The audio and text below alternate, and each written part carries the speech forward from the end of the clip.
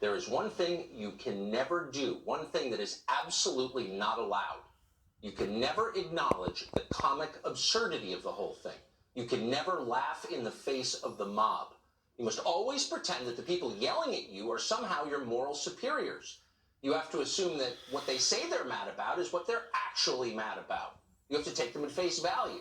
You must pretend this is a debate about virtue and not about power. That your critics are arguing from principle and not from partisanship.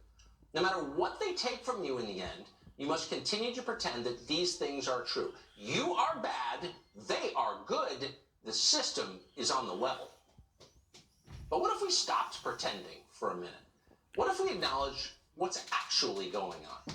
One side is deadly serious. They believe that politics is war. They're not interested in abstractions or principles, rules, or traditions. They seek power. They plan to win it, whatever it takes. If that includes getting you fired, or silencing you, or threatening your family at home, or throwing you in prison, okay. They know what their goal is. If you're in the way, they will crush you. What's interesting is how reliably the other side pretends that none of this is happening.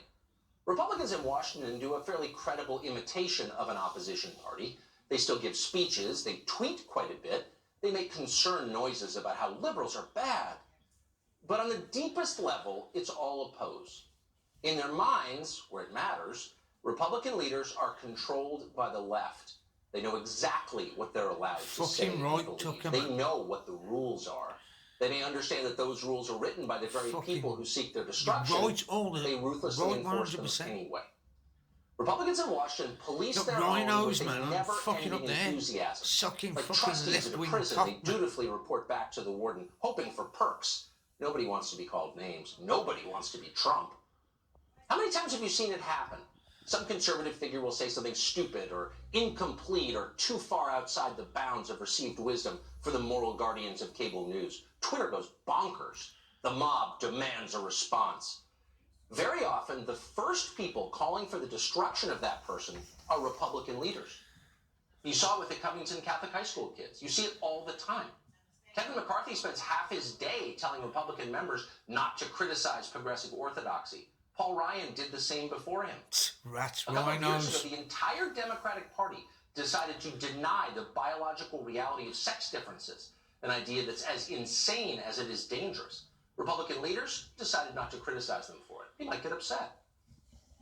This is a system built on deceit and enforced silence. Hypocrisy is its hallmark. Yet in Washington, it's considered rude to ask questions about how exactly it works. Why are the people who considered Bill Clinton a hero lecturing me about sexism? How can the party that demands racial quotas denounce other people as racist?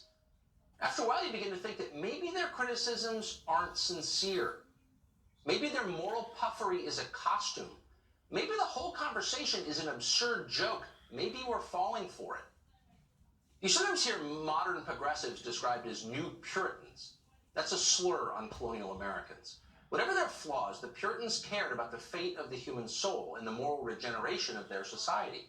Those are not topics that interest progressives. They're too busy pushing late-term abortion and cross-dressing on fifth graders. These are the people who write our movies and our sitcoms. They are not shocked by naughty words. They just pretend to be when it's useful. It's been very useful lately. The left's main goal, in case you haven't noticed, is controlling what you think. In order to do that, they have to control the information that you receive. Google and Facebook and Twitter are fully on board with that. They're happy to ban unapproved thoughts, and they don't apologize for it. They often do. So do the other cable channels and virtually every major news outlet in this country. One of the only places left in the United States where independent thoughts are allowed is right here. The Opinion Hours on this network.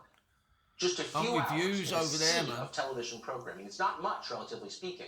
For the left, it's unacceptable. They're scum, the left are scum. Their way or no way, but I'm not fucking having it. Since the day we went on the air, they've been working hard to kill this show. We haven't said much about it in public. It seemed too self-referential. The point of the show is to show man, this is going to be spread around, man. But now it's obvious to everybody. There's no pretending that it's not happening. It is happening. And so going forward, we'll be covering their efforts to make us be quiet. For now, though, just 2 points to leave you with. First, Fox News is behind us, as they have been since the very first day. So Toughness is a rare quality of the TV network, and we are grateful for that. We're the ones. Second, we've always apologized when we're wrong, and we'll continue to do that. That's what decent people do. They apologize. But we will never bow to the mob. You on, sucker. No matter what. Tammy Bruce is a radio host and president of Independent Women's